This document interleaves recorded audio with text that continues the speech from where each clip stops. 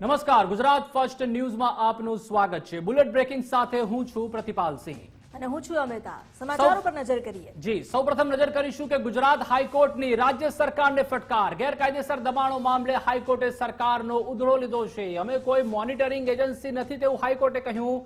ગુજરાત હાઈકોર્ટના જજે કહ્યું કે ઇનફ ઇઝ ઇનફ। દબાણ અને ટ્રાફિક મામલે કડક કાર્યવાહીની જરૂર છે। કોઈ એક્શન પ્લાન કે પોલિસી નથી। જ્યાંની ચર્ચા થાય છે ત્યાં પહોંચીને કામ કરવામાં આવે છે। છેલ્લા 7 વર્ષથી ચર્ચા કરવામાં આવે છે। હજુ પણ માત્ર ફ્રેમવર્ક જ ચાલી રહી છે।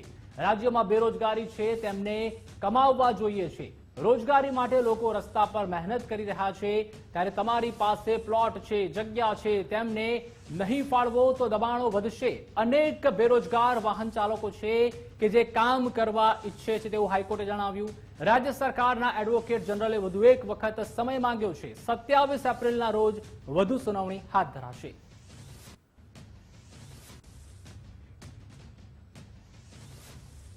ગુજરાત પોલીસ ભરતીને લઈને મહત્વના સમાચાર। 13,591 જગ્યાઓ માટે 10 લાખથી વધુની ઉમેદવારી નોંધાઈ।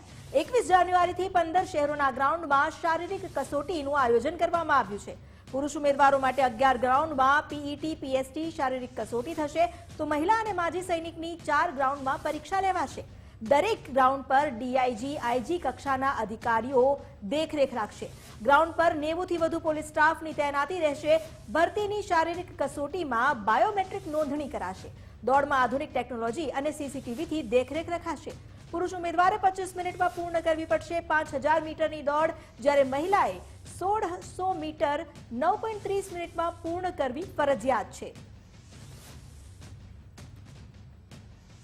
આગળ વાત કરીએ હવે બગદાણાના બખેડાની, તો બગદાણા નવીન બાલદિયા કેસ લઈને મહત્વપૂર્ણ સમાચાર મળી રહ્યા છે। નવનીત બાલદિયાને રેન્જ આઈજી ગૌતમ પરમારની ઓફિસનું તેડું આવી ગયું છે। નવનીતભાઈને વિશેષ નિવેદન માટે આઈજી ઓફિસ બોલાવાયા છે। શનિવારે બંને પીઆઈની 9 કલાક સુધી એસઆઈટીએ પૂછપરછ કરી હતી। અમદાવાદમાં ફરી એકવાર 7 ડે સ્કૂલ જેવી ઘટના બની। અમદાવાદની નેશનલ સ્કૂલ બહાર વિદ્યાર્થી પર હુમલો કરવામાં આવ્યો। અન્ય યુવકોએ શાળાની બહાર આવી વિદ્યાર્થી પર હુમલો કર્યો। ઘાટલોડિયા પોલીસે હુમલા મામલે તપાસ હાથ ધરી છે। અગાઉની અદાવતમાં આ હુમલો કર્યો હોવાની પ્રાથમિક માહિતી પ્રાપ્ત થઈ છે। કડુ મારીને વિદ્યાર્થી પર હુમલો કરાયો। ધોરણ 10નો વિદ્યાર્થી પરીક્ષા બાદ ઘરે જઈ રહ્યો હતો તે સમયે આ ઘટના બની। નેશનલ સ્કૂલમાં ધોરણ 10ના વિદ્યાર્થીની પરીક્ષા પૂરી થઈને બહાર નીકળ્યા પછી બહારના ભાગમાં અન્ય યુવકો દ્વારા તેના પર હુમલો કરવામાં આવ્યો છે તેવું નેશનલ સ્કૂલના સંચાલકની ટેલિફોનિક જે છે એ પૂછતાછ કરતા માહિતી મળેલી છે। અત્યારે પ્રાથમિક માહિતીમાં સંચાલક દ્વારા જે રીતે જણાવવામાં આવેલું છે તે પ્રમાણે વિદ્યાર્થી જે છે શાળાનો જે ઈજાગ્રસ્ત છે તેને સત્વરે નજીકની હોસ્પિટલમાં એને સારવાર આપી અને એને રજા પણ આપવામાં આવેલી છે અને વધુમાં પોલીસે કાર્યવાહી હાથ ધરી છે, નિવેદનો પણ મેળવ્યા છે અને આગળ ઉપરની કાર્યવાહી ચાલુ છે। નેશનલ હાઈસ્કૂલના ધોરણ 10ના વિદ્યાર્થીઓ પરીક્ષા આપ્યા પછી ઘરે જઈ રહ્યા હતા ત્યારે અમારી સ્કૂલથી લગભગ 100 મીટર દૂર હરિઓમ એપાર્ટમેન્ટ પૂરું થાય ત્યાં આગળ અંદર કોઈક બાબતની અંદર ઝઘડ્યા। એમાંના કોઈક વિદ્યાર્થીએ બહારના વિદ્યાર્થીઓને બોલાવ્યા અને એક વિદ્યાર્થીના માથામાં કડું માર્યું। એમાં મામૂલી જે એને થઈ છે એ વિદ્યાર્થીને અમને ખબર પડી એટલે તાત્કાલિક અમે હોસ્પિટલમાં લઈ ગયા અને એનું ડ્રેસિંગ કરાવડાવ્યું, એને સારવાર કરાવડાવી, એના વાલીને બોલાવીને વિદ્યાર્થીને અમે સોંપી દીધો અને બંને પક્ષો ને બોલાવી અને ઠપકો આપ્યો છે અમે। ના, એ વિદ્યાર્થીઓએ કોઈ ખુલાસો કર્યો નથી કઈ બાબતની અંદર। સામાન્ય એકબીજાને ધક્કા મૂકી કરવા બાબતમાં આ સામાન્ય ઝઘડો થયો। અમદાવાદની નેશનલ સ્કૂલના વિદ્યાર્થી પર હુમલાની ઘટનાની શિક્ષણ મંત્રીએ પણ ગંભીર નોંધ લીધી છે। નેશનલ સ્કૂલના વિદ્યાર્થી પર હુમલાની વિગતો મંગાવવામાં આવી છે। શિક્ષણ મંત્રી ડોક્ટર પ્રદ્યુમનભાઈ વાજાએ ડીઈઓ પાસેથી વિગતો માંગી છે। સમગ્ર મામલે જિલ્લા શિક્ષણ અધિકારીને તપાસ સોંપવામાં આવી છે। જે વિષય હશે તેની સામે પગલાં લેવામાં આવશે। એફઆઈઆર નોંધવામાં આવી છે। અમદાવાદની 7th ડે સ્કૂલ બાદ વિદ્યાર્થી પર હુમલાની આ બીજી ઘટના છે। ના જે સંચાલક શ્રી સાથે વાતચીત કરતા જાણવા મળેલ કે ધોરણ 10ની જે પ્રી બોર્ડ એક્ઝામ હતી. એ બોર્ડની એક્ઝામ પ્રી બોર્ડ એક્ઝામ પૂરી થયા બાદ એ નેશનલ સ્કૂલ નારણપુરાથી 100 મીટર દૂરના અંતરે હરિયમ અપાર્ટમેન્ટ ખાતે વિદ્યાર્થીઓને અંદરોઅંદર કોઈ જૂની કદાચ ઘટના હશે એને ધ્યાનમાં લઈ અને ઝઘડો થયો હતો, જેમાં એક વિદ્યાર્થીએ પોતે અન્ય સાથીઓને બોલાવ્યા હતા અને ઝઘડામાં ઈજા થઈ હતી અને શાળા દ્વારા આ ઈજા થયેલ બાળકને હોસ્પિટલ લઈ અને તાત્કાલિક સારવાર આપી હતી અને તેની સાથે સાથે વાલીને બોલાવી અને ઠપકો પણ આપેલો હતો અને આ વિગતો પ્રાથમિક દ્રષ્ટિએ જાણવા મળેલ છે. એ ઉપરાંત સૂચનાથી જિલ્લા શિક્ષણાધિકારીએ પણ એજ્યુકેશન ઇન્સ્પેક્ટરને તપાસ અર્થે મોકલેલ છે અને એ તપાસની કાર્યવાહી ચાલુ છે અને એ અંતર્ગત જે પણ હશે એ કાર્યવાહી અંતર્ગત એક્શન લેવામાં આવશે. અમદાવાદમાં સ્કૂલ બહાર વિદ્યાર્થીઓ વચ્ચે ફરી એકવાર મારામારીની ઘટના, જે બની ઘાટલોડિયા વિસ્તારમાં. નેશનલ સ્કૂલ બહાર છરી અને લાકડીથી હુમલો કરાયો. વિદ્યાર્થીઓની મારામારીમાં એકને માથાના ભાગે અને અન્યને આંગળી પર ઈજા પહોંચી છે. ઝઘડો વધતા વિદ્યાર્થીઓએ પાઇપ અને છરીનો પણ ઉપયોગ કર્યો. વિદ્યાર્થીઓએ ગેટની બહાર મળીને પ્લાનિંગ સાથે આ હુમલાને અંજામ આપ્યો. મારામારીની ઘટનામાં 4 હુમલાખોર વિદ્યાર્થીઓની ઓળખ થઈ છે. વિદ્યાર્થીએ છરી પકડી, જેને પરિણામે ગંભીર ઈજા થઈ. છોકરાને વાગ્યું છે. એ છોકરાને અગાઉ એકાદ મહિના 2 મહિના પહેલા અંદર આ જે સામેવાળા છોકરાઓની જે સાથે બોલાચાલી થયેલી, એ બોલાચાલી થયેલી ને એ મેનું કંઈક ચાલતું હશે અને આજ સવારે ગેટ આગળ લગભગ આ સ્કૂલમાં ભણતા 3-4 છોકરાઓ ને એમના મળતિયાઓ જે છોકરાઓ છે એ બધા ભેગા થઈ અને એકદમ સ્કૂલના ગેટ ઉપર આ છોકરાઓને ફેટથી ખેંચી જઈ અને માથાના ભાગે એક છોકરાને વાગ્યું છે. બીજો જે છોકરો છે એને આંગળીના ભાગે ચપ્પુ પકડવા જતા ઈજા થઈ છે અને ત્રીજા છોકરાને મૂઢમાર વાગ્યો છે અને પોલીસ આ પ્રકારની વારદાત બનતા, આ પ્રકારની ઘટના બનતા હરકતમાં આવી અને હાલ પોલીસ એની તપાસ ચલાવી રહી છે. એ ત્યાં સ્કૂલમાં જ ભણે છે અને એમના એક છોકરાના બીજા ભાઈ છે, એ લોકો પણ એમનું ઉપરાળું લઈને આજ આવેલા અને આ છોકરાઓને માર મારેલ છે. માથામાં ઈજા થયેલી છે, એકના આંગળી ઈજા થયેલી છે અને એકને મૂઢમાર મારેલ છે. આવી એક બીના બની છે અને હાલ પોલીસ સ્ટેશન આ જે કામના ભોગ બનનાર છે એને બોલાયેલા છે પોલીસ સ્ટેશન અને એની ફરિયાદ અમે લઈ રહ્યા છે. તો નેશનલ સ્કૂલના વિદ્યાર્થીને માર મારવાના મામલામાં ઇજાગ્રસ્ત વિદ્યાર્થીના પરિવારજનોએ પણ ઉગ્ર માંગ કરી છે. વિદ્યાર્થી પર હુમલો કરનાર પર સખતમાં સખત કાર્યવાહીની તેઓએ માંગ કરી છે. યુવકોના ટોળાએ અમારા બાળકને માર માર્યો તેવું પરિવારજનોનું કહેવું છે. જો બાળક મરી જાય તો કોણ જવાબદારી લેશે તેવા વાકપ્રહાર પણ પરિવારે કર્યા હતા. સ્કૂલમાંથી ફોન આવેલો હતો કે આવી રીતે તમારા ભાઈને મારામારીનો કેસ, મારામારીનું બબલ થયેલી છે, ઝઘડો થયેલો છે, એટલે ટીચરનો ફોન આવેલો. તો અમારે કડકથી કડક કાર્યવાહી જોઈએ અને જે મેન આરોપી હતો એને લઈને હાજર કરવાની કામગીરી મળવી જોઈએ. અંદાજે 25. શું કારણ હતું મારામારીનું, કંઈ ખબર પડી? એટલે મારામારીનું કારણ કશું જ નથી. 10મા ભણે છે અને 25-30 છોકરાઓએ આવીને મારા ભાઈને માર્યો છે. છરા અને લાકડીઓ લઈને માર્યો છે અને 25 પટ્ટાઓ બી માર્યા છે એના શરીર પર. અત્યારે એનું શરીર ફૂલી ગયું છે અને માથામાં પટ્ટો બી છે. કાલ ઉઠીને મરી જશે તો જવાબદારી કોણ લેશે? અમને એ ગુનેગાર જોઈએ, જેને માર્યો હોય, જે મેન ગુનેગાર હતો એ અમને જોઈએ અને એની જવાબદારી લેવા વાળો બી જોઈએ. વાત વડોદરાની કરીએ, જ્યાં 5 વર્ષની બાળકીના મોતને લઈને પરિવારે આક્ષેપ લગાવ્યો. બાળકીની માસીનો આક્ષેપ છે, ત્યારબાદ પોલીસે તપાસ શરૂ કરી. શરદી ખાંસી માટે સિરપ પીવડાવ્યા બાદ તબિયત લથડી હતી તેવો આરોપ લગાવવામાં આવ્યો છે. બાળકીને આપવામાં આવેલી કફ સિરપ પોલીસે જપ્ત કરી. બાળકીના દાદા દાદીના નિવેદન લેવા પોલીસ ચોકી બોલાવવામાં આવ્યા. મૃતક ધ્યાનીના દાદા દાદી અને કાકાએ માસી ઉપર પણ આક્ષેપ લગાવ્યા. બાળકીની માસી મિલકત પચાવવાનો આરોપ કરતી હોવાનું તેમણે નિવેદન આપ્યું.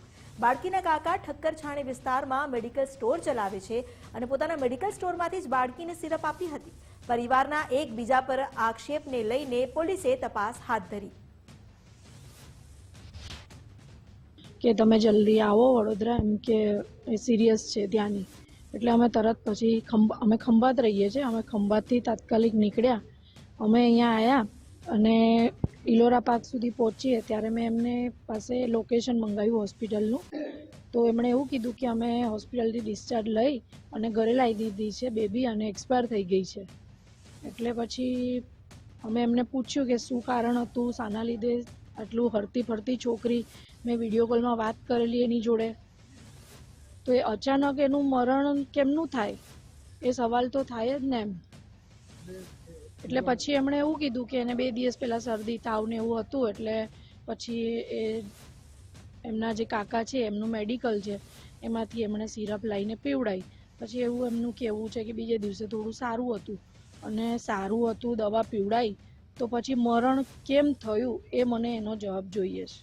મરણ જનારના દાદા અને દાદીની રજૂઆત અનુસંધાને કે એમને 17 તારીખે મેડિકલી કંઈક ઇમરજન્સી થઈ હશે, શરીરમાં તાવ અને કળતર ને કફ જેવું છે. તો મરણ જનારના કાકાનો પોતાનું મેડિકલ છે, તો ત્યાંથી એમને સિરપ લાવી અને પીવડાવ્યું છે. બીજે દિવસે બાળકી તંદુરસ્ત અને સારી જ દેખાય છે. એમના ઘરના મેમ્બર સાથે એ બારે ફરવા પણ ગયેલી હતી, પણ ગઈ રાત્રે અચાનક જ કંઈક થોડીક તબિયત બગડી ગઈ છે. એટલે પ્રથમ ત્યાં છાણી દવાખાને લઈ ગયા છે, તો ત્યાંથી પ્રોપર નહીં લાગ્યું હોય તો પછી કાશીબામાં જવા માટે ત્યાંના ડૉક્ટરોએ એપ્રોચ કર્યો અને ત્યાંથી મરણ ગયાનું જાહેર થવાથી અહીંયા ગોત્રી મેડિકલ કોલેજ લઈ આવેલા છે. શરદી હતી, થોડોક તાવ હતો, બસ. મારી પોતાની મેડિકલ છે, એમાંથી રાત્રે 1:30 વાગે મને ફોન આવ્યો મમ્મી પપ્પાનો. એટલે 1:30 વાગે કોઈ ડૉક્ટર હોય નહીં, એટલે મેં મારી મેડિકલથી શરદી ખાંસીની દવા મેં પોલીસ સ્ટેશને બી હાજર કરી દીધી છે કે જે મેં આપી હતી દવા. જે એની માસીએ બધા આરોપો લગાવ્યા છે બધા ખોટા છે, બરોબર છે.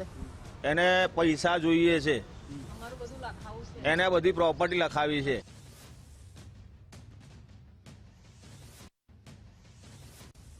મારી છોકરી ઉપર લૂંટી સેફ નથી કે પારકો માણસ એને રાખીને બેઠી છે, એનો વર હોય ને તમે ના બોલીએ, પણ એ બીજો માણસ રાખીને બેઠી છે. આ બીજી એક મોટી છે એ એના પાસે છે. હા, અને અમારી જોડે મારામારી કરીને છોકરીઓ લઈ ગઈ છે, અમે એને આપી નથી, બરાબર. અને તે ગોરવા પોલીસ સ્ટેશનમાં અમે ગયા હતા બી, જ્યારે મારામારી કરીને લઈ ગઈ ને તો મને ગોરવા અમે 108 બોલાવીને તો એ લોકો રિક્ષા કરીને ભાગી ગયા છોકરી લઈને. ખોટો કેસ છે. મને મારી છોકરી જે કાંઈ મિલકત છે મારી છોકરીને મળે. એ મેં પહેલાં મારો છોકરો મરી ગયો 1.5 વર્ષે, ત્યારે પણ મેં એને કીધું હતું કે મારો છોકરો મરી ગયો છે ને, મારા કને જે મિલકત છે હું જીવીશ ત્યાં સુધી મારા કને રહેશે, પછી મારી છોકરીઓને આપી દઈશું. મારી મોટી છોકરી છે એણે પણ મને કહી દીધું કે તમે પપ્પા નાની છોકરીઓને બેને આપી દો. અને મારાથી ઝડપો કરી, ઝઘડો કરી અને ઇલોરા પર ઝઘડો કરી, એમાં એને ધક્કા 2 મારીને છોકરી લઈ દીધી. અને પછી થાકી એટલે પાછી અમારા કાને મૂકવા આવી. એણે એવા કામ કર્યા છે, ઘરે રોજ ભૂત પલિત ઘરે મૂકતા એની બેન જીવતી હતી તે ઘરે આવતી એનું કામ ઓલા ખીલા ખોડે દિવાલમાં આ કરે. મારા બાપ દીકરાનો સંબંધ તો અમારો તોડાવી નાખ્યો હતો, એટલે 4 જ મહિનાની અંદર. બનાસકાંઠાના પાલનપુરના જગાણા એકલવ્ય મોડલ સ્કૂલમાં પણ ફૂડ પોઈઝનિંગની ઘટના ઘટી. એકલવ્ય મોડલમાં અભ્યાસ કરતા 10 બાળકોને ફૂડ પોઈઝનની અસર થઈ છે. પીડિત બાળકોને સારવાર અર્થે પાલનપુર સિવિલ હોસ્પિટલ ખસેડવામાં આવ્યા. બપોરે ભોજનમાં દાળ ભાત જમ્યા બાદ ફૂડ પોઈઝનિંગની અસર તેઓને થઈ હતી. વાત અમદાવાદની, જ્યાં શીલજ થલતેજ રોડ પર અકસ્માત સર્જાયો. 9 વાહનને અડફેટે લેતા કાર ચાલક સામે કાર્યવાહીની તજવીજ હાથ ધરાઈ. અકસ્માત બાદના સીસીટીવી ફૂટેજ સામે આવ્યા છે. એમ ટ્રાફિક પોલીસે કાર ચાલક સામે ફરિયાદ નોંધી તપાસ હાથ ધરી. વાહન ચાલક નિશીર શાહ સામે ફરિયાદ નોંધાઈ છે. ફરિયાદીએ કાર ચાલકનો પીછો કરી તેને પકડ્યો. આરોપીને માર મારતા હાલ હોસ્પિટલમાં સારવાર હેઠળ છે. ટક્કર મારવાના મામલે માત્ર એક જ ફરિયાદી સામે આવ્યો છે. ફોર વ્હીલરનો ચાલક ફરિયાદીના કહેવા પ્રમાણે એ દારૂ પીધેલી હાલતમાં હતો અને ફરિયાદી શોભેન્દ્ર ઉમેશ દુબે ત્રાગડનો રહેવાસી છે. એમણે બીજી ગાડીની પાછળ બેસી અને પીછો કર્યો અને આગળ જતાં કોઈ બીજો રોકી દીધેલો એમને, અને જે રોકેલો હતો એ બોપલ વિસ્તારમાં શીલજથી થલતેજ રોડ ઉપર. તો આરોપીની ગાડી હતી 18 GJ18 BP 0990 અને એનો ચાલક હતો એ નિશીર શાહ હતો. અને આ જે ફરિયાદી છે, ફરિયાદીને એમણે ઢીંચણના ભાગે અને કપાળના ભાગે વગાડ્યું છે અને એની ગાડીને 25,000નું નુકસાનનું એમણે લખાયું છે.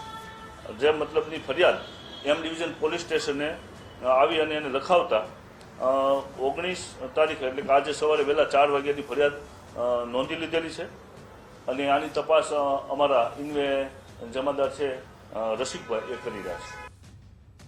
તો આ તરફ વડોદરાના મખરપુરા મેઇન રોડ પર અકસ્માતની ઘટના ઘટી, જેમાં કટારિયા શોરૂમ સામે ભયંકર અકસ્માતની ઘટના ઘટી. 2 કાર વચ્ચે ટક્કર બાદ બાઇક સવાર પિતા અને દીકરીને અડફેટે લીધા હતા, જેમાં સ્કૂલે જઈ રહેલી 7 વર્ષની જીયાન સોલંકીનું ઘટના સ્થળે જ કરુણ મોત નીપજ્યું હતું. અકસ્માતમાં બાઇક સવાર પિતાની હાલત પણ ગંભીર છે. ઇજાગ્રસ્તને સારવાર અર્થે હોસ્પિટલ ખસેડવામાં આવ્યા છે. બંને કારના ચાલકો અકસ્માત બાદ ઘટના સ્થળેથી ફરાર થઈ ગયા હતા.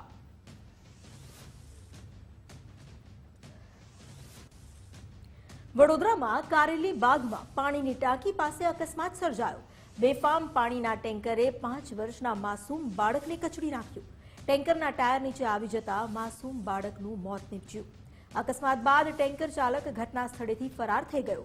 માસૂમ બાળકના મૃતદેહને પોસ્ટમોર્ટમ માટે લઈ જવાયો. 5 વર્ષના બાળકના મોતથી સ્થાનિકોમાં ભારે આક્રોશ વ્યાપ્યો.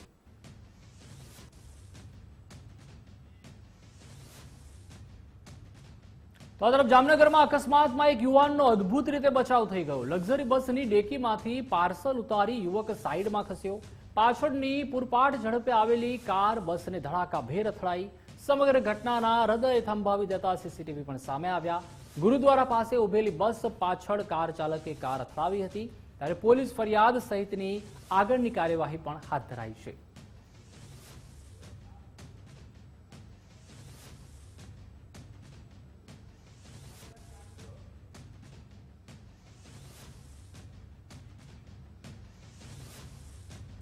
વાત પોરબંદરની, જ્યાં ભાવસિંહજી જનરલ હોસ્પિટલમાં ગંભીર બેદરકારી સામે આવી. વધુ એક વખત હોસ્પિટલમાં શ્વાનના આંટાફેરા જોવા મળ્યા. દર્દીઓના વોર્ડમાં શ્વાનના ખુલ્લેઆમ આંટાફેરા કેમેરામાં કેદ થયા છે. શ્વાનના આંટાફેરાથી દર્દીઓ અને તેમના સ્વજનોમાં ભય વ્યાપ્યો છે. શ્વાનના આંટાફેરાથી સિક્યુરિટી ગાર્ડ અને સ્ટાફ સામે પણ સવાલ ઉઠી રહ્યા છે. સિક્યુરિટી હોવા છતાં પણ શ્વાન કેવી રીતે ઘૂસી આવે હોસ્પિટલમાં? હોસ્પિટલ તંત્રની જવાબદારી સામે ગંભીર પ્રશ્નાર્થ ચિહ્ન લાગ્યા છે. સરકારી ભાવસિંહજી હોસ્પિટલમાં શ્વાનના આંટાફેરા હજુ યથાવત છે. ગુજરાત ફર્સ્ટના ચાલુ ઇન્ટરવ્યુ દરમિયાન શ્વાનના આંટાફેરા કેમેરામાં કેદ થયા. સરકારી ભાવસિંહજી હોસ્પિટલની બેદરકારી હજુ પણ યથાવત છે. નબળી સિક્યુરિટીને કારણે નાના બાળકોના જીવ જોખમમાં મુકાયા છે. સિક્યુરિટીના હેડ અને સુપરવાઇઝરને બોલાવ્યા છે મીટિંગ કરવા માટે કે આનો શું યોગ્ય રસ્તો નીકળી શકે, અને લગભગ 12 એક્સ્ટ્રા સિક્યુરિટી માટે મેં ઉપર ડિમાન્ડ કરેલી છે કે જેથી કરીને જ્યાં પણ ખૂણે ખાંચે આવી રીતે શ્વાન આવી જતા હોય તો આપણે એનો કંઈક રસ્તો કરી શકીએ કે એને રોકી શકીએ. એટલે આજે બપોરે લગભગ એનું વર્કઆઉટ થઈ જશે, અને જો અત્યારે અમને વધારાનો સ્ટાફ સિક્યુરિટીનો ન મળે તો અમે કંઈક એવી રીતે ગોઠવશું કે જ્યાં વધારે આવક તકલીફો હોય ત્યાં સિક્યુરિટીનું ગોઠવવાની, અને જ્યાં તકલીફો ન હોય ત્યાંથી સિક્યુરિટીનું રીએરેન્જમેન્ટ કરવાનું રહે. પોરબંદર શહેરની જિલ્લા કક્ષાની સરકારી ભાવસિંહજી હોસ્પિટલની અંદર ડોગ ખૂબ જ આટા મારતા જોવા મળે છે, અને ડોગ બાઇટના બનાવો ખૂબ જ પોરબંદર શહેરમાં પણ વધ્યા છે. અગાઉ પણ જ્યારે હું દર્દી સાથે આવ્યો હતો ત્યારે આ જ ભાવસિંહજી હોસ્પિટલની અંદર આવું જ કંઈક જોવા મળ્યું હતું કે ડોગ આટાફેરા કરતા હોય છે, ને અહીંયા દર્દીના સગા સંબંધીઓની સાથે નાના બાળકો પણ હોય છે. જેથી વહેલી તકે આ બાબત સિક્યુરિટી ટાઈટ કરવાની ખૂબ જ જરૂરી છે. હાલમાં જે સિક્યુરિટી છે એ ખૂબ જ નબળી છે, જેને કારણે આ ડોગ અવારનવાર અંદર આટાફેરા કરતા પરિસરમાં જોવા મળે છે. અને અહીં મારી હાજરીમાં જ અત્યારે હું જોઉં છું કે એક તો સવારના રિપોર્ટ છે કે ભાઈ વોર્ડમાં પેશન્ટો જ્યાં દાખલ હોય છે ત્યાં કૂતરા આટા મારે છે, અને અત્યારે ખરેખર શહેરમાં એટલો બધો કૂતરાનો ત્રાસ છે એ જોઈ લીધું છતાં અત્યારે મારી હાજરીમાં હું અહીં ઊભો છું, કેમ્પસમાં ઊભો છું ભાવસિંહજી હોસ્પિટલના, તો મારી હાજરીમાં જ 2 કૂતરાઓ આટા મારે છે ને ત્યાં નાના નાના બાળકો રમે છે. સિક્યુરિટીવાળા સામે જ ઊભા છે, પણ મને એવું નથી લાગતું કે સિક્યુરિટીને આ કઈ વસ્તુની ધ્યાન ઉપર હોય. તો ગુજરાત ભાજપની સંગઠનાત્મક નિયુક્તિઓ જાહેર કરાઈ છે. પ્રદેશ ભાજપની કારોબારી અને વિશેષ આમંત્રિત સભ્યોની નિયુક્તિ થઈ છે. 106 કારોબારી સભ્યો જાહેર કરાયા છે. પ્રદેશ કારોબારીના 106 સભ્યોની નિયુક્તિ થઈ છે. 79 કારોબારી સભ્યો સાથે 27 પ્રદેશ હોદ્દેદારોની પણ નિયુક્તિ કરાઈ છે. વિશેષ આમંત્રિત સભ્યોની પણ નિયુક્તિ કરવામાં આવી છે. 26 વિશેષ આમંત્રિત સભ્યોના નામો પણ જાહેર કરાયા છે. તો મહત્વપૂર્ણ સમાચાર, ભાજપને સંગઠનાત્મક નિયુક્તિઓની જાહેરાત કરાઈ છે, જેમાં પ્રદેશ ભાજપની કારોબારી અને વિશેષ આમંત્રિત સભ્યોની નિયુક્તિ થઈ છે. 106 કારોબારી સભ્યોની જાહેરાત કરવામાં આવી છે, જેમાં પ્રદેશ કારોબારીના 106 સભ્યોની નિયુક્તિ થઈ ગઈ છે. 79 કારોબારી સભ્યો સાથે 27 પ્રદેશ હોદ્દેદારોની પણ નિયુક્તિ કરવામાં આવી છે. વધુ માહિતી માટે સંવાદદાતા નિકુંજ જાની જોડાઈ ચૂક્યા છે. નિકુંજ, ગુજરાત ભાજપની સંગઠનાત્મક નિયુક્તિઓની જાહેરાત કરવામાં આવી છે, શું વિગતો? સંગઠનાત્મક નિયુક્તિમાં ભાજપે પ્રદેશ કારોબારીના સભ્યો અને પ્રદેશના વિશેષ કારોબારીના આમંત્રિત સભ્યોની જાહેરાત કરી છે. કારોબારીના 106 સભ્યોની જાહેરાત થઈ છે, જેમાં પ્રદેશના હોદ્દેદારો અને કારોબારી સભ્યોનો સમાવેશ થાય છે. જ્યારે વિશેષ આમંત્રિત સભ્યોની અંદર 26 જેટલા વિશેષ આમંત્રિત સભ્યોની પણ ભાજપ દ્વારા નિયુક્તિ કરવામાં આવી છે. જે વિશેષ આમંત્રિત સભ્યોની નિયુક્તિ થઈ છે તેમાં આંખે વળગે તે પ્રકારના અમુક નામો છે. વજુભાઈ વાળા, કે જે કર્ણાટકના એક સમયના રાજ્યપાલ હતા, તેઓ હવે ભાજપના વિશેષ આમંત્રિત સભ્યો તરીકે તેનો સમાવેશ કરવામાં આવ્યો છે. નીતિન પટેલ, પૂર્વ નાયબ મુખ્યમંત્રીનો સમાવેશ કરવામાં આવ્યો છે. ભૂપેન્દ્રસિંહ ચુડાસમા, આઈ.કે. જાડેજા, દિલીપ સંઘાણીનો વિશેષ આમંત્રિત સભ્યોની અંદર સમાવેશ કરવામાં આવ્યો છે. જે પ્રદેશ કારોબારીની નિયુક્તિ કરવામાં આવી છે 106 જેટલા, તેની અંદર પણ ઘણા એવા નામો છે કે જે આંખે વળગે. ખાસ યુવા ચહેરાઓને પ્રદેશ કારોબારી સભ્યોની અંદર સમાવેશ કરવામાં આવ્યો છે, જેમાં ઋત્વિજ પટેલની વાત હોય કે પછી અન્ય જે સભ્યો છે, દુષ્યંત પંડ્યા છે, રાજેશ શુક્લ છે, ધવલ દવેની પણ પ્રદેશના કારોબારી સભ્ય તરીકે નિયુક્તિ કરવામાં આવી છે. રાજકોટ જે પ્રકારની થોડી ઘણી જે નારાજગી રાજકોટની અંદર જોવા મળી હતી કે પ્રદેશ કારોબારી કે પ્રદેશ માળખાની અંદર રાજકોટ જે છે તેને સાઇડલાઇન કરવામાં આવ્યું, અથવા તો મંત્રીમંડળની અંદર પણ તે પ્રકારની ફરિયાદો સામે આવી હતી કે રાજકોટમાંથી પ્રતિનિધિત્વ નથી. જે કારોબારી સભ્યો છે તેમાં રાજકોટના ઘણા જૂના ચહેરાઓ છે તેને સ્થાન આપવામાં આવ્યું છે. રાજુ ધ્રુવને પ્રદેશ કારોબારીની અંદર તેનો સમાવેશ કરવામાં આવ્યો છે. આ ઉપરાંત ધનસુખ ભંડેરીનો પ્રદેશ કારોબારીમાં સમાવેશ થયો છે. કશ્યપ શુક્લને પણ પ્રદેશ કારોબારીની અંદર લેવામાં આવ્યા છે. તો ભાજપ દ્વારા આ સંગઠનાત્મક પ્રક્રિયા છે. પ્રદેશનું માળખું જ્યારે બદલાતું હોય છે ત્યારે પ્રદેશ કારોબારી અને વિશેષ આમંત્રિત સભ્યોની પણ નિયુક્તિ થતી હોય છે. જે રીતે પ્રદેશનું માળખું બદલાયું તે સાથે જ આ પ્રદેશ કારોબારી અને વિશેષ આમંત્રિત સભ્યોના નવા નામો ભાજપ દ્વારા આજે જાહેર કરાયા છે. જી આભાર નિકુંજ, સમગ્ર માહિતી સાથે જોડાવા બદલ.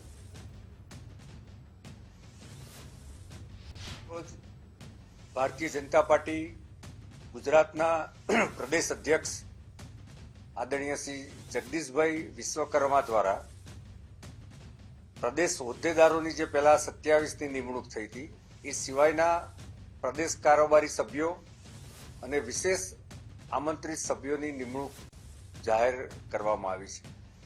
ભારતીય જનતા પાર્ટીના બંધારણ અને સંગઠનાત્મક પરંપરા પ્રમાણે આ જાહેરાતો કરવામાં આવી છે અને એનું લિસ્ટ આપને સુપ્રત કરવામાં આવશે. કુલ મળીને ભારતીય જનતા પાર્ટીમાં કામ કરતા અનેક સિનિયર જુનિયર અનેક આગેવાનોનો આ સંગઠનાત્મક નિમણૂકમાં સમાવેશ થતો હોય છે. વધુ માહિતી માટે સહયોગી વિકાસ મકવાણા પણ ન્યૂઝ રૂમથી આપણી સાથે જોડાઈ ચૂક્યા છે. વિકાસ, જે રીતે હવે ટૂંક જ સમયમાં જે રીતે સ્થાનિક સ્વરાજ્યના ઇલેક્શન પણ આવી રહ્યા છે, 2027 વિધાનસભાના ઇલેક્શન પણ આવી રહ્યા છે અને ગુજરાત ભાજપ દ્વારા સંગઠનાત્મક નિયુક્તિ કરવામાં આવી છે, જેમાં ભૂતપૂર્વ જે મંત્રીઓ છે, પીઢ નેતાઓ છે, તેમનો પણ સમાવેશ કરવામાં આવ્યો છે અને યુવા ચહેરાઓનો પણ સમાવેશ કરવામાં આવ્યો છે. બિલકુલ પ્રતિપાલ, જ્યારથી ભાજપના નવા પ્રદેશ અધ્યક્ષ આવ્યા જગદીશભાઈ વિશ્વકર્મા ત્યારથી રાહ જોવાતી હતી કે આખી ટીમ ક્યારે તૈયાર થઈ જશે, અને જેવી સ્થાનિક સ્વરાજ્યની ચૂંટણી નજીકમાં છે, આપને ખબર છે કે એસઆઈઆરની કામગીરી પણ અંતિમ તબક્કામાં છે અને પછી ગમે ત્યારે સ્થાનિક સ્વરાજ્યની ચૂંટણીની જાહેરાત થવાની છે. પહેલા સંગઠનની એક ઇન્ટેક મજબૂત ટીમ હોવી જરૂરી છે. પહેલા પોતાના જે અલગ અલગ 4 મહામંત્રીઓ છે એની જાહેરાત થાય છે, હોદ્દેદારોની જાહેરાત થાય છે, અને આજના દિવસમાં જ્યારે મુખ્યમંત્રી અને ભાજપના પ્રદેશ અધ્યક્ષ બંને દિલ્હીમાં હતા ત્યારે જ આ જે યાદી છે એને પ્રસારિત કરવામાં આવી છે, લીલી ઝંડી આપવામાં આવી છે. અને આમાં જે વિશેષ આમંત્રિત સભ્યો છે, કારોબારી સભ્યો, એ ખૂબ જ ધ્યાન ખેંચે છે, કેમ કે એમાં વજુભાઈ વાળા છે, પુરુષોત્તમ રૂપાલા છે, નીતિનભાઈ પટેલ સહિતના પણ નામ છે. અને હવે આપણે એ લિસ્ટ પણ જોઈશું કે જે વિશેષ આમંત્રિત સભ્યો છે, કારોબારી જે સભ્યશ્રીઓ છે, એમાં તમે જુઓ કે વજુભાઈ વાળા, સાથે સાથે રાજેન્દ્રસિંહ રાણા, પુરુષોત્તમ રૂપાલા, આરસી ફળદુ, નીતિનભાઈ પટેલ પૂર્વ નાયબ મુખ્યમંત્રી, ભૂપેન્દ્રસિંહ ચુડાસમા પૂર્વ શિક્ષણ મંત્રી, સુરેન્દ્ર કાકા કે જે હમણાં ખજાનચીની ભૂમિકા બજાવી રહ્યા હતા, હવે એમાં નથી, ગોરધનભાઈ ઝડફિયા, પ્રદીપસિંહ જાડેજા પૂર્વ ગૃહમંત્રી, આઈકે જાડેજા, દિલીપ સંઘાણી, નરેશભાઈ અમીન, રમીલાબેન બારા, ભરતસિંહ પરમાર, જયસિંહ ચૌહાણ, ભગવાન દાસ, ચિમનભાઈ સાપરિયા, જયશ્રીબેન પટેલ, ભાવનાબેન દવે, ઝવેરીભાઈ ઠકરાર, ગોવિંદભાઈ પટેલ, અર્જુનભાઈ રબારી, વલ્લભભાઈ કાકડિયા, પૂર્વ મંત્રી સાગરભાઈ રાયકા, કાંતિભાઈ ગામિત, પ્રદીપભાઈ ખીમાણી. આ 26 એવા નામ છે કે જે પ્રદેશ કારોબારીમાં વિશેષ આમંત્રિત કરવામાં આવ્યા છે. અને હવે આપણે જોઈશું જે અત્યારે કારોબારી સભ્યો છે, આખરે એમાં કોનો સમાવેશ કરવામાં આવ્યો છે, લિસ્ટ પણ આપણે જોઈશું. જેમાં તમે જો દર્શનાબેન જરદોશ, પૂર્વ મંત્રી, પૂર્વ કેન્દ્રીય મંત્રી, એમને આ કારોબારી સભ્યોમાં એમની લિસ્ટમાં એમને સમાવવામાં આવ્યા. ભાનુબેન બાબરિયા પૂર્વ મંત્રી, નિમિષાબેન સુથાર, વર્ષાબેન દોશી, શીતલબેન સોની. આમાં નામ એક છે ઋત્વિજભાઈ પટેલ, કર્ણાવતી લખે છે, જો કે અમદાવાદ આપણે કહીએ છીએ. ઋત્વિજભાઈ પટેલને અમદાવાદના કારોબારી સભ્યમાં સમાવવામાં આવ્યા. એમાં 2 નામ છે અમદાવાદમાં, યોગેશભાઈ ગઢવી એ પણ એમાં છે. જયરાજસિંહ પરમાર જે કોંગ્રેસમાંથી આવેલા છે, એમને અહીંયા મહત્વની જવાબદારી મળી રહી છે. સીમાબેન હોય કે પછી અનિતાબેન પરમાર, રાજેન્દ્રસિંહ કુંવર, પુષ્પાબેન, આ સૌ એવા નામ છે કે જે આ લિસ્ટમાં છે. દુષ્યંતભાઈ પંડ્યા, રાજેશભાઈ શુક્લ, ભરતભાઈ આર્ય, ગજેન્દ્રભાઈ, ભરતભાઈ ડાંગર કે વડોદરાની સંગઠનની જવાબદારી નિભાવી ચૂક્યા છે, અને ફરી એકવાર વડોદરા શહેરમાં કારોબારી સભ્ય તરીકે એમને રાખવામાં આવ્યો. પરાક્રમસિંહ જાડેજા, ધર્મેશભાઈ પંડ્યા, ધવલભાઈ દવે ભાવનગરથી, એમને પણ એમાં જવાબદારી સોંપવામાં આવી છે. ધનસુખભાઈ બંડેરી રાજકોટ શહેરથી, વિજયભાઈ રૂપાણીના ખૂબ જ નજીકના એવા ધનસુખભાઈને પણ કારોબારીમાં સ્થાન મળ્યું છે. કશ્યપભાઈ શુક્લ, રાજેન્દ્રભાઈ પટેલ, શ્રી નીતિનભાઈ સી પટેલ, દશરથજી ઠાકોર, રાજેશભાઈ પટેલ ધર્મજથી, દશરથભાઈ પવાર, આ તમામ એવા નામો છે કે જે કારોબારી સભ્યોમાં સમાવિષ્ટ થયા છે. એટલે હવે ભાજપનું જે નવું માળખું છે, નવું સંગઠન છે, એની નવી ટીમ આખી તૈયાર થઈ ચૂકી છે, અને આ આખી ટીમ સ્થાનિક સ્વરાજ્યના જંગમાં ઉતરવાની છે. અને તમે જુઓ કે એમાં યુવા નેતા પણ છે, પીઢ નેતા પણ છે, એમની પાસે ખાસો એવો બહોળો અનુભવ છે કે જે પોતે સરકારમાં પણ કામગીરી કરી ચૂક્યા છે, સંગઠનની કામગીરી પણ કરી ચૂક્યા છે, જનતાની વચ્ચે હંમેશા રહે છે એવા કારોબારી સભ્યો અને વિશેષ આમંત્રિત કારોબારી સભ્યો, એનું એક આખું માળખું તૈયાર થયું છે. સ્પષ્ટ મેસેજ એ છે કે આવનારી સ્થાનિક સ્વરાજ્યની ચૂંટણી હોય અથવા તો કેન્દ્ર સરકાર, રાજ્ય સરકારની જે યોજના હોય, લોકો સુધી એને લઈ જવીને કેમ ભાજપ જરૂરી છે, એ આ તમામ જે સંગઠનના લોકો છે એ લોકો સુધી એ મેસેજ પહોંચાડશે અને ધરાતલ પર કામગીરી કરશે. તો ટીમ જગદીશ વિશ્વકર્મા, જેનું અપડેટેડ વર્ઝન ફરી એકવાર સામે આવી ચૂક્યું છે. જોવાનું રહેશે આ સંગઠન આવનારી ચૂંટણીમાં કેવું પરફોર્મન્સ બતાવે છે. જી આભાર વિકાસ, સમગ્ર માહિતી સાથે જોડાવા બદલ.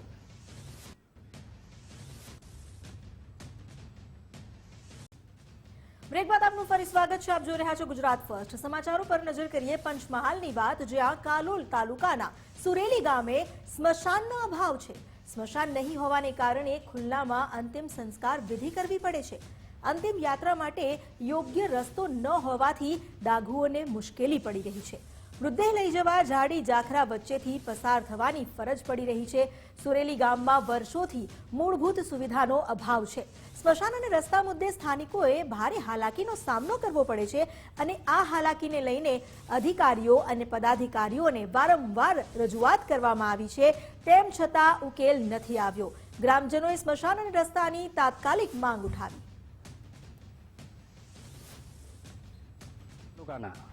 સુરેલી મોટા ફળિયાની અંદર કે આજે અમારે વર્ષોથી અવારનવાર સ્મશાન જવાનો રસ્તો નથી, પછી સ્મશાન પણ નથી. જંગલ ઝાડીની અંદર અમારા જે મૃત્યુ થયા પછી જે માણસને અગ્નિ સંસ્કાર કરવા લઈ જઈએ છીએ તે સમયે અમારે એટલી પરેશાન થાય છે, અમારે એટલે હેરાન થઈએ છીએ કે કાદવ કિચડ થાય છે અને જંગલ ઝાડીની અંદર અમારે નીકળવાનું અને અમારે એ જે મતલબ મૃત્યુદેહને લઈને જવા માટેની ઘણી મુશ્કેલીઓ પડે છે. એના માટે અમે આ વારંવાર રજૂઆતો કરીએ છીએ. બાવળિયા ને એવું તેવું બધું ઉગેલું છે. જ્યારે કોઈ મરણ થાય ત્યારે અમે લઈને આવીએ તો અમારા સગા સંબંધીઓ પણ સાથે આવી શકતા નથી.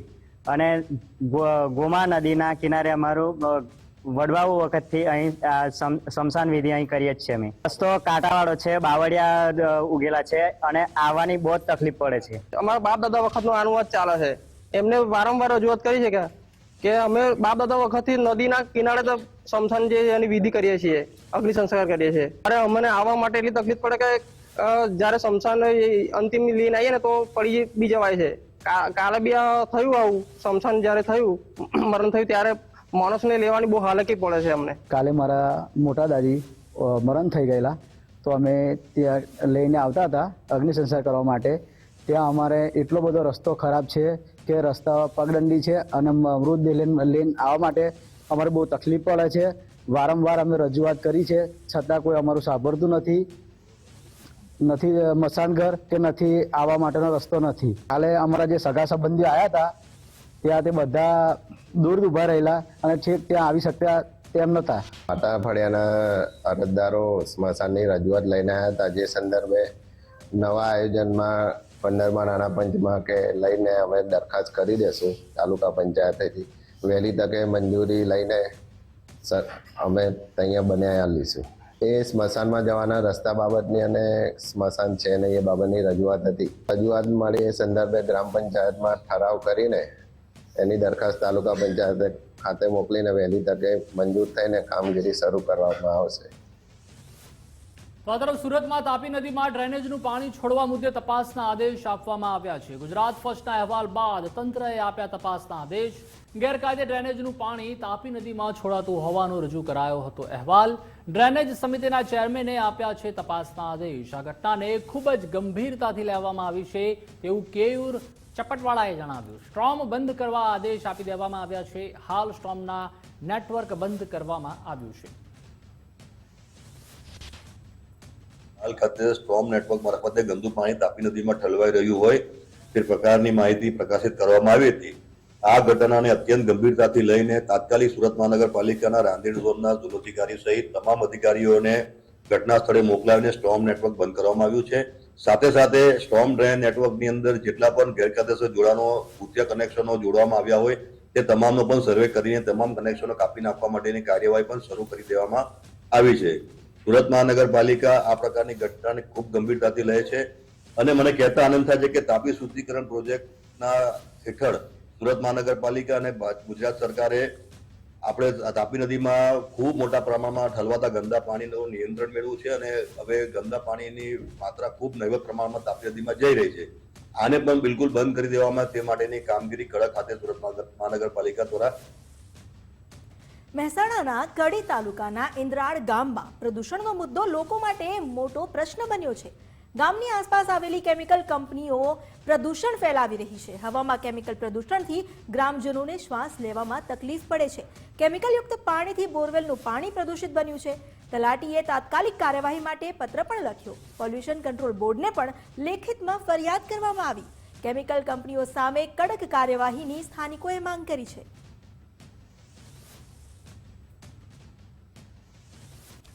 દ્વારકાના ખંભાળિયાની ઘી નદી બની છે પ્રદૂષિત, જેમાં ઘી નદીમાં પ્રદૂષણ વધતા અનેક પક્ષીઓના કરુણ મોત નિપજ્યા છે. નદીમાં અનેક પક્ષીઓના મૃતદેહ જોવા મળ્યા. પક્ષીઓના મોતને પગલે જીવદયા પ્રેમીઓમાં ભારે રોષ છે. નદીમાં ગટરના પાણી અને જળકુંભીનું સામ્રાજ્ય જોવા મળી રહ્યું છે. નદીની સફાઈ કરવા સ્થાનિકો વારંવાર રજૂઆત કરે છે, તેમ છતાં તંત્રના પેટનું પાણી નથી હલતું. ગઈ નદી ઉપર 10 થી 12 પંખી મરેલા પડ્યા હોય એવું. તો અમે જઈને સ્થળ ઉપર ચેકિંગ કરતા જોયું બધું, તો 8 થી 10 બગલા મરેલા અને 4 થી 5 ટીટોડી મરેલી હોય સ્થળ ઉપર અમે જોઈને. આનું મુખ્ય કારણ એ જ છે, આ ગઈ નદીની અંદર ખૂબ મોટું ગંદકી છે અને ગાંડી વેલનું કારણ છે. અને આજુબાજુના વિસ્તારમાં જે ગટરનું પાણી છે ગઈ નદી હારે જોઈન્ટ થાય છે. એના હિસાબે પાણી ખરાબ થયું હોય, કેમિકલ વાળું આવ્યું હોય કે જે તે થયું હોય, એના હિસાબે આ પશુ પંખી મૃત્યુ થયા છે. નીતિન નબીનનું ભાજપના રાષ્ટ્રીય અધ્યક્ષ બનવું લગભગ નક્કી છે. ભાજપ રાષ્ટ્રીય અધ્યક્ષ પદ માટેની રેસમાં એકમાત્ર ઉમેદવાર અમિતભાઈ શાહ, રાજનાથસિંહ સહિતના દિગ્ગજો પણ ઉપસ્થિત રહ્યા. જેપી નડ્ડા અને નીતિન ગડકરી પણ હાજર રહ્યા. તમામ રાજ્યોએ નીતિન નબીનના નામનું સમર્થન કર્યું છે. મુખ્યમંત્રી ભૂપેન્દ્રભાઈ પટેલ અને જગદીશ વિશ્વકર્માએ પણ સમર્થન આપ્યું. આવતીકાલે 11:30 વાગે નીતિન નબીનના નામની સત્તાવાર જાહેરાત થઈ શકે છે. આવતીકાલે પ્રધાનમંત્રી નરેન્દ્ર મોદીની હાજરીમાં આ જાહેરાત કરવામાં આવશે. તો રાજ્ય કક્ષાના પ્રજાસત્તાક દિનની ઉજવણી થશે વાવ થરાદમાં. નવરચિત વાવ થરાદમાં 77મા પ્રજાસત્તાક દિવસની ઉજવણી કરવામાં આવશે. મુખ્યમંત્રી ભૂપેન્દ્રભાઈ પટેલ વાવ થરાદમાં ઉજવણી કરશે.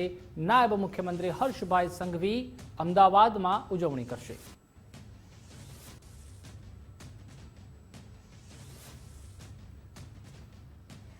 પોરબંદરની જ્યાં MBAના 42 વિદ્યાર્થીઓ પરીક્ષાથી વંચિત રહી ગયા. JN રૂપારેલ સ્વામિનારાયણ કોલેજની બેદરકારી છતી થઈ. કોલેજ દ્વારા નિયત સમયે GTUના પરીક્ષા ફોર્મ નહીં ભરવામાં આવ્યા. શિક્ષણ મંત્રી પ્રદ્યુમનભાઈ વાજાએ આ અંગે મહત્વનું નિવેદન આપ્યું છે. તેમણે કહ્યું કે જે તે સંસ્થાને ઈમેલ મારફતે જાણ કરાઈ હતી. સંસ્થાની ભૂલને કારણે પરીક્ષામાં બેસવા ન દેવાયા. આ દિશામાં સકારાત્મક રહીશું, વિદ્યાર્થીના હિતમાં નિર્ણય લઈશું તેવી બાહેધરી પ્રદ્યુમનભાઈ વાજાએ આપી. જે તે વખતે જે એફિલિએશન આપવાની જે આખરી તારીખ હતી એ 31 જુલાઈ 2025 હતી અને પ્રવેશની જે આખરી તારીખ હતી એ 15 સપ્ટેમ્બર નિયત કરવામાં હતી. અને એ વખતે જે તે સંસ્થાને પણ અહીંથી આપણે ઈમેલ દ્વારા જાણ કરેલ હતી કે હજુ એનરોલમેન્ટ થયું નથી અને સંસ્થાની ભૂલને કારણે એ લોકોને આજે પરીક્ષામાં બેસવામાં આવેલ ન હતા કારણ કે એનું એનરોલમેન્ટ જ થયું ન. એ દિશામાં અમે સકારાત્મક રહીશું અને આગામી દિવસોમાં નિર્ણય લઈશું વિદ્યાર્થીઓના હિતમાં. તરફ SIRની કામગીરીને લઈને કોંગ્રેસે સવાલો ઉઠાવ્યા છે. કોંગ્રેસના ઉપનેતા શૈલેષ પરમારે ગંભીર આરોપ કર્યા છે. કોંગ્રેસ કમિટેડ વોટર્સનું નામ કમી થયાના તેઓએ આરોપ કર્યા છે અને વધુમાં કહ્યું કે બાપુનગરમાં ગરીબો પાસેથી આધાર કાર્ડ લીધા, ખોટા વાંધા અરજીઓ કરીને નામ કમી કરાવ્યા, ખોટું કરવા ગયા અને રંગે હાથ ઝડપાઈ ગયા. ભાજપને આવનારી ચૂંટણીનો ડર લાગી રહ્યો છે. કોંગ્રેસના આક્ષેપનો ભાજપે આપ્યો વળતો જવાબ. ભાજપના પ્રવક્તા ડોક્ટર અનિલ પટેલે વાકપ્રહાર કરતા કહ્યું કે કોંગ્રેસ હારથી બચવા માટે પેંતરા કરી રહી છે. હારથી બચવા પાણી પહેલા પાળ બાંધી રહી છે. રાહુલ ગાંધીની આગેવાનીમાં કોંગ્રેસ મચાવે છે કાગારો. ભારતીય જનતા પાર્ટી ગુજરાતની અંદર કોંગ્રેસના મતદારો જે વિધાનસભાની અંદર જે બૂથોમાં છે ત્યારે તે ફોર્મ નંબર 7 ખોટી રીતે ભરીને ભાજપના જ કાર્યકરો દ્વારા ફોર્મ જમા કરવામાં આવેલા છે. ગરીબ માણસોના ચૂંટણી કાર્ડ લઈને એ આજે પ્રૂફ થાય છે. આ તમામ પુરાવા, તમામ પ્રૂફ એ ચૂંટણી અધિકારી શ્રી શુક્લાજીને પણ મેં આજે ડેલિગેશન દ્વારા એ લોકોને મેં આપેલા છે. કોંગ્રેસ એ સતત ચૂંટણીઓ હારતી જાય છે એટલે એ ક્યારેક વોટ ચોરીની વાત કરે છે, ક્યારેક ઈવીએમની વાત કરે છે. હમણાં જ મહારાષ્ટ્રમાં એમણે સહાયની વાત કરી. તો મોટે ભાગે ચૂંટણીનું પરિણામ આવ્યા પછી એ કોંગ્રેસ જેમ પાણી પહેલા પાળ બાંધવાની હોય એમ જુદા જુદા પ્રકારના આક્ષેપો, કારણ કે વાસ્તવમાં જનતા સાથેનું જોડાણ જતું રહ્યું છે, નથી એમની પાસે કાર્યકર્તાઓની ડેડિકેટેડ ટીમ. આ વખતે જેમ મહારાષ્ટ્રમાં કર્યું કે સહીની ફરિયાદ ચાલુ કરી, એ જ રીતે ગુજરાત કોંગ્રેસના નેતાઓએ મને લાગે છે કે રાહુલ ગાંધીના માર્ગદર્શનમાં આ પ્રકારની ફરિયાદો ચૂંટણી પંચ સામે કરવાનું ચાલુ કર્યું. ચૂંટણી પંચ એ સ્વાયત્ત સંસ્થા છે અને એના બધા જ અધિકારીઓ એ નિયમ પ્રમાણે કામ કરે છે. એટલે જે દૂધનું દૂધ અને પાણીનું પાણી થશે, પરંતુ આગોતરા કાગા રોડ કરવાથી ગુજરાતની જનતા ભ્રમિત થવાની નથી. SIRની કામગીરીને લઈને કોંગ્રેસના પૂર્વ MLA પૂંજા વંશે આક્ષેપ લગાવ્યા. ભાજપ મતદાર યાદીમાં ગોલમાલ કરાવતું હોવાનો તેમણે દાવો કર્યો છે. તેમણે એ પણ કહ્યું કે ડરાવી ધમકાવીને મતદાર યાદી તૈયાર કરાઈ રહી છે. ચોક્કસ વિચારધારાના મતદારોને ટાર્ગેટ કરાય છે. નામ કમી કરાવવાનું આયોજનબદ્ધ ષડયંત્ર ગણાવ્યું. ઉનાના વાંસોજ અને નાંદણના મતદારોના નામ કમી થયા. કોઈ પણ નોટિસ કે જાણ કર્યા વિના જ નામ કમી કરી દેવાયા. ત્રીજી વ્યક્તિએ મતદારોના નામ રદ કરવા ફોર્મ 7 ભર્યું. નિયમિત રીતે મતદાન કરનારોના નામ જ કમી કરાયાનો તેમણે આરોપ લગાવ્યો. મારા સૌથી મોટા ભાઈ સત્તારભાઈ કાસમભાઈ ભટ્ટી તે મર્ચન્ટ નેવીની અંદર ઓછામાં ઓછા 22 વર્ષથી સર્વિસ કરે છે. તે પોતે કેપ્ટન દરજાનો વ્યક્તિ છે. તે મર્ચન્ટ નેવીની અંદર કેપ્ટન તરીકે ત્યાં અત્યારે દુબઈમાં સર્વિસ કરે છે. પોતે 8 મહિનાથી ઇન્ડિયાથી બહાર હોવા છતાં મોટા ભાઈના નામ પર ડમી કોઈએ એપ્લિકેશન કરી અને નામ કમી કરાવવા માટે કરીને અલગ અલગ ગામ વાઇઝ અરજી ભાઈના નામની કરેલી છે. જે વ્યક્તિ ઉના તાલુકાની અંદર હાજર જ નથી, પ્રોપર ઇન્ડિયામાં જ હાજરમાં નથી, એ વ્યક્તિના નામની રજૂઆતો ને એ વ્યક્તિના નામ પર એપ્લિકેશન કરી અને ખોટા નામ ખરાબ કરવા માટે અને એ ભાઈને ખોટી રીતે ષડયંત્રોમાં ફસાવવા માટે અને બીજા ગામ લેવલથી એના ઉપર દબાવ કરવા માટે કરીને આવી એપ્લિકેશન કરી છે. અત્યારે અમને બારોબારથી જાણવા મળ્યું કે સિલોજ ગામમાં મારા કાકાના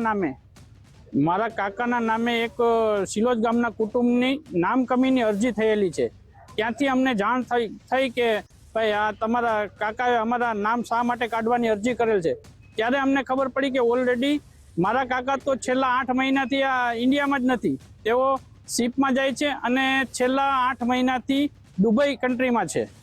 અને એ જ સેમ નામની અરજી પછી અમે તપાસ કરી તો અમારા નાંદણમાં પણ થઈ છે ને અમારા ઘરના જ સભ્યોના નામ કાઢવાની અરજી થઈ છે. ને બેયમાં અલગ અલગ નામ મારા કાકાના લખેલા છે અને સાઈનું પણ અલગ અલગ છે.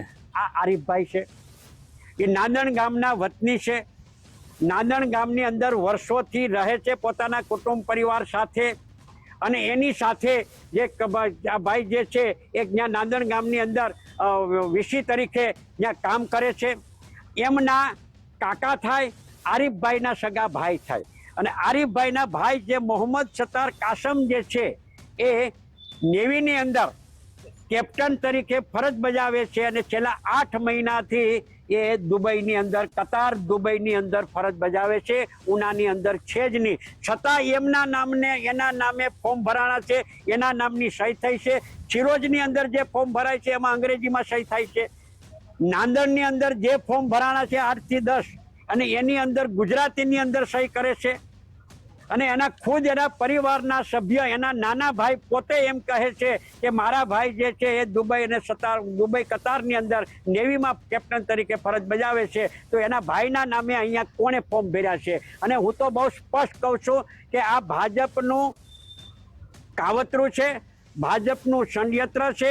એ ખાલી ગીર સોમનાથ જિલ્લા ઉનામાં નહીં પરંતુ ગીર સોમનાથ જિલ્લાના અન્ય તાલુકામાં બધામાં અને સમગ્ર ગુજરાતની અંદર જે એસઆઈઆરની કામગીરી થાય છે એ ચૂંટણી પંચની અંદર કામ કરતા રહે. એટલે આ એસઆઈઆરની કામગીરી સાથે જોડાયેલા અધિકારી કર્મચારીઓને ઉપર દબાણ પ્રેશર કરી અને એની પાસેથી આ નામ કમી કરાવવા માટેનું આખું ભાજપનું આ કાવતરું છે. તરફ ઠાકોર સમાજમાં ડીજેના પ્રતિબંધ લઈને વિરોધનો વંટોળ જોવા મળી રહ્યો છે. ડીજે સાઉન્ડ સાથે સંકળાયેલા સંચાલકોએ વિરોધ નોંધાવ્યો છે. તાજેતરમાં જ ઓગણનાથ ખાતે ઘડાયું હતું ઠાકોર સમાજનું બંધારણ, જેમાં જ્ઞાનીબેન સહિતના ઠાકોર સમાજના અગ્રણીઓએ બંધારણ ઘડ્યું હતું. બંધારણમાં લગ્ન પ્રસંગોમાં ડીજે વગાડવા પર પ્રતિબંધ મુકાયો છે. ઠાકોર સમાજમાં જ અનેક લોકો ડીજેના ધંધા સાથે જોડાયેલા છે. જ્ઞાનીબેન સહિતના અગ્રણીએ ઘડેલા નિયમોનો વિરોધ થઈ રહ્યો છે, જેમાં ડીજે બંધ થશે તો દારૂ ગાળવાની ડીજે સંચાલકોએ તૈયારી બતાવી છે. વિરોધ કરનાર સંચાલકોને સાંસદ જ્ઞાનીબેન ઠાકોરે વળતો જવાબ આપ્યો. બંધારણના દિવસે કોઈ ડીજે વાળાએ કેમ રજૂઆત ન કરી? ડીજે વાળા દારૂ વેચવાની ધમકી આપી અમને બ્લેકમેલ કરી રહ્યા છે. દારૂ વેચવાની ધમકી આપનાર સામે પોલીસે કાર્યવાહી કરવી જોઈએ તેવું જ્ઞાનીબેને જણાવ્યું. આ ડીજે વાળા શું કહે છે કે તમે આ ડીજે તમે બંધ કરાયો પણ તારે હવે અમારે દારૂ ગાળવાનું ચાલુ કર. તમે કઈ આવ્યા એમ કીધું કે અમારે નફું છે ને ઉપર ધંધો કઈ કરો જ શું આવ્યા? એટલે જો તમે આટલો જે આ બધા સંસદ સભ્ય અને ધારાસભ્યો અને બધી હવે આ તો મારે બધું ચોય નોખવાઈ જાઉં વાત તો આપી ગઈ. એટલે હવે મહેરબાની કરીને આ તો બંધ કરાવ્યું છે પણ આટલું તમે બંધ કરાવો. જો ઠાકોરમ તમે જો થાવ એનું જો ઉંસાદ આપવા હોય તો આ દારૂ બંધ કરાયા નથી. અને આ તો જો 2500 રૂપિયા કેમ ડીજે વાળા દેતા એવું ગરીબ હોય અને એ બંધ કર્યું અને બધા શરણાએ વાળાને ચાલુ કરાયા છે એટલે આરે શું 20,000 25,000 અમે એક ગણો કે 15,000 હોય તાર આવું જો હવે બાર 2500 રૂપિયાનું ડીજે થાય અને કે 15,000 જેવું તાર શું આ મુસા લાવવાનું કર્યું કે નેસા લાવવાનું કર્યું હા આ તો હોમાં આ તો બે ના મળ્યું એક હતી બે મળી ગઈ હા વાત તો હતી કે હા ભાઈ એક કાકો હતા કે એટલે હોમાં અમારી ઘણા બધા ડીજે વાળા એમ કીધું કે ભાઈ હવે ડીજે વેચીને ડીજે ના હિસાબે અમને રોજગારી નથી મળતી, બંધ કરાવ્યું તો અમે દારૂ વેચશું.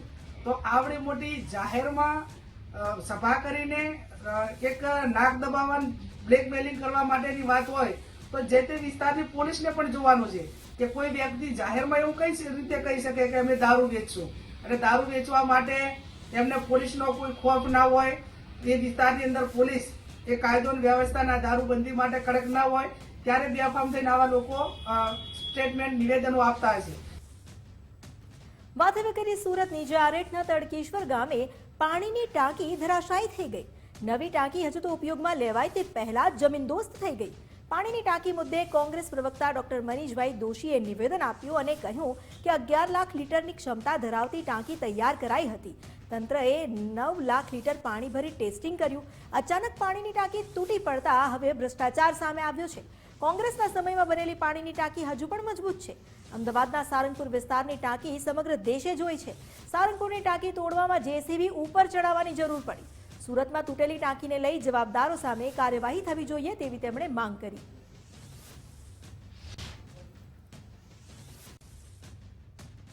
કોંગ્રેસના શાસનમાં બનેલી અમદાવાદના સારંગપુર વિસ્તારની ટાંકીને એને 70 વર્ષ થાય અને ટાંકીને તોડીને નવી બનાવવા માટે જગ્યા ક્લિયર કરવા માટે કોઈ પણ પ્રકારની હેન્ડથી તૂટે નહીં, હેન્ડ ડ્રીલથી ન તૂટે એટલે એની માટે જેસીબી ચલાવીને એને તોડવા માટેનું આખા દેશે જોયું કે કેટલું મજબૂત બાંધકામ. એક તરફ ભ્રષ્ટાચારના બેનમૂન સમાન સુરત જિલ્લામાં આરેઠ ગામની ટાંકી અને બીજી બાજુ જે રીતની ટાંકી એ ટાંકી અમદાવાદ જિલ્લામાં અમદાવાદ શહેરની અંદર ટાંકી, આ બે વચ્ચેનું અંતર છે. એક તરફ મજબૂત કામ જાહેર બાંધકામમાં સંપૂર્ણપણે ધ્યાન રાખવાનું અને બીજી બાજુ સંપૂર્ણ નિમ્ન કક્ષાનું બાંધકામ. આ દેખાડે છે કે ભાજપાના શાસનમાં કમલમ કરોડો રૂપિયાના ખર્ચે બને પણ જાહેર જનતા માટેની શાળાનું બાંધકામ હોય કે ટાંકીનું બાંધકામ હોય કે પછી પુલનું બાંધકામ હોય એ કેટલા નિમ્ન કક્ષાના નબળા બને છે. તો આ તરફ જૂનાગઢના કાળવા ચોક સ્થિત ટાઉન હોલને લઈને વિવાદ થયો છે, જેમાં મનપાએ 9 વર્ષ પહેલા કરોડો રૂપિયાનો ખર્ચ કર્યો હતો. ઉપયોગમાં લઈ શકાય તેમ નથી કહીને ટાઉન હોલ બંધ કરાયો હતો. ટાઉન હોલ બંધ કરતા સ્થાનિકો અને કોંગ્રેસના સવાલો. શું હવે નવા ટાઉન હોલ પાછળ ફરી કરોડોનો ખર્ચ કરાશે? ટાઉન હોલ ચાલે તેમ ન હતો તો કરોડોનું આંધણ કેમ કરાયું? મેયર ધર્મેશભાઈએ જણાવ્યું કે હવે નવો ટાઉન હોલ અદ્યતન બનશે. ટાઉન હોલ માટે ટેન્ડર પ્રક્રિયા શરૂ કરી દેવામાં આવી છે. ટાઉન હોલનું થોડા સમય ચાલશે તેવો રિપોર્ટ સામે આવ્યો હતો.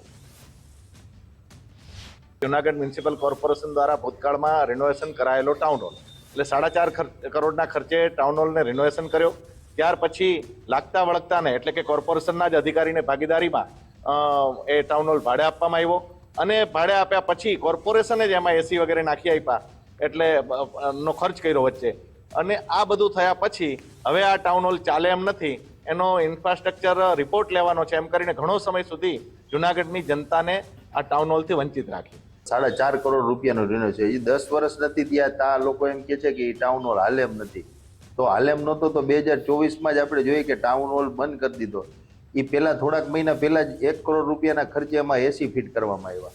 તો હાલે એમ નહોતો તો 1 કરોડ રૂપિયાના એસી કેમ ફિટ કરવામાં આવ્યા? ત્યારબાદ એ ટાઉન હોલમાં કચરા ટોપલી નાખીને ગોડાઉન જેવું કરી નાખે, ટાઉન હોલમાં તાળું મારી દેવામાં આવ્યું.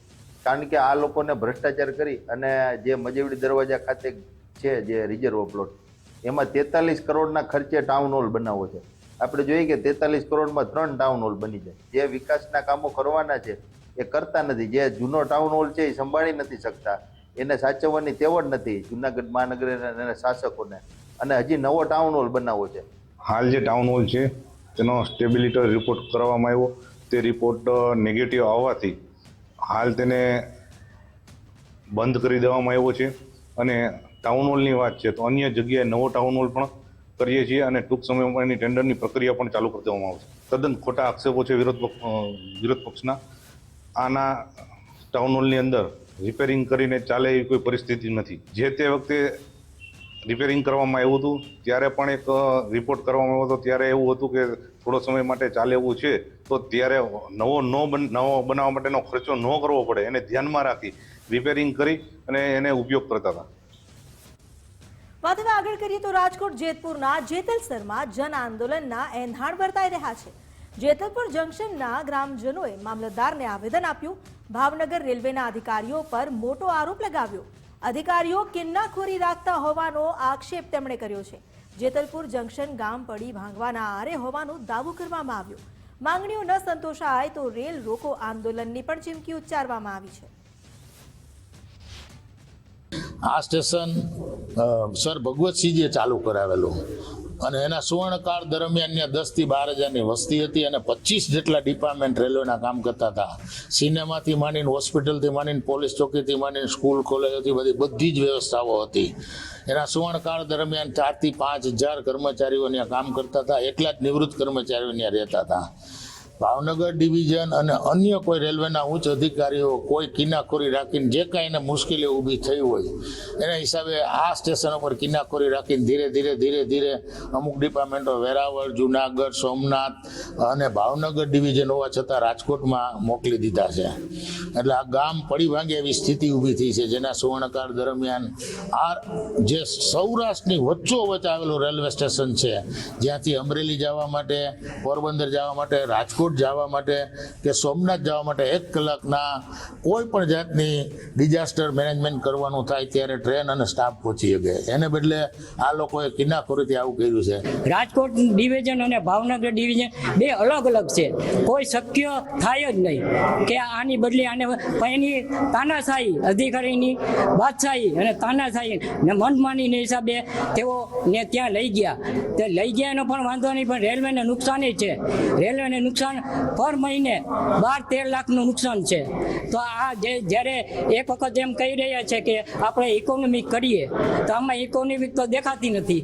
તો આ બદલી કરવાનું કારણ શું? એટલે અમે આ બધા આગેવાનો ભેગા થઈને અમે જે વ્યાજબી માગણી કરશું, જો અમારી માગણી સંતોષા નહીં તો અમે ઉગ્ર આંદોલન કરશું, રેલ રોકો આંદોલન કરશું. તો બુલેટ બ્રેકિંગમાં હાલ બસ આટલું જ. વધુ સમાચાર માટે આપ જોતા રહો ગુજરાત ફર્સ્ટ ન્યૂઝ. નમસ્કાર.